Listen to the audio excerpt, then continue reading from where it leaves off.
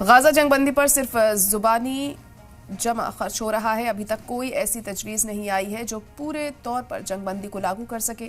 आए दिन अमेरिकी सदर डोनाल्ड ट्रंप का बयान तो आता है, मगर इस बयान का कोई खास फायदा दिखता नजर नहीं आता। डोनाल्ड ट्रंप के बयान पर अभी तक इजरायली पीएम का रद्द-ए-अमल भी सामने नहीं आता। तो जंगबंदी की क्या उम्मीद लगाई जा सकती है, रिपोर्ट देखिए।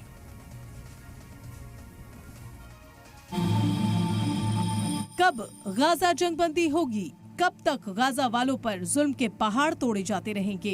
यूं तो कहा जाता है कि गाजा जंगबंदी पर मुस्तकिल कोशिशें चल रही हैं, लेकिन जमीन पर जंगबंदी नाफिज होती नहीं दिख रही है। वहीं अमेरिकी सदर डोनाल्ड ट्रंप इलेक्शन से पहले ये कहते आ रहे थे कि सदर बनते ही वो गाजा जंगबंदी करवा देंगे, लेकिन अभी सिर्फ बयान से ही काम चला रहे हैं।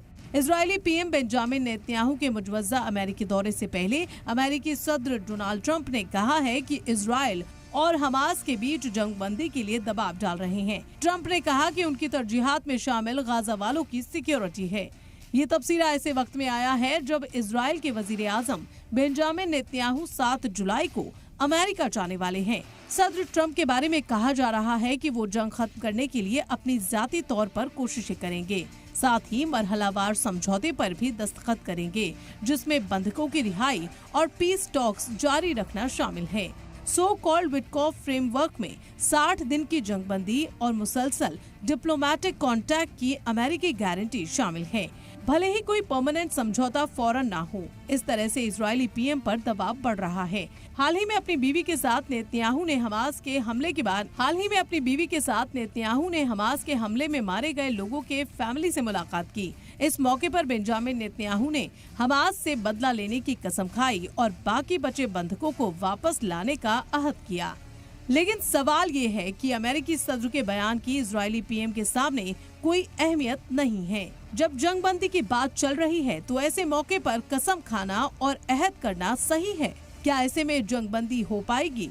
यही वजह है कि नेतन्याहू को इजरायली मुजाहिरीन और जर्मनी के सफीर की आलोचना का सामना करना पड़ा, जिन्होंने गाजा में अभी भी बंधकों की खातिर जंगबंदी समझौते की मांग की।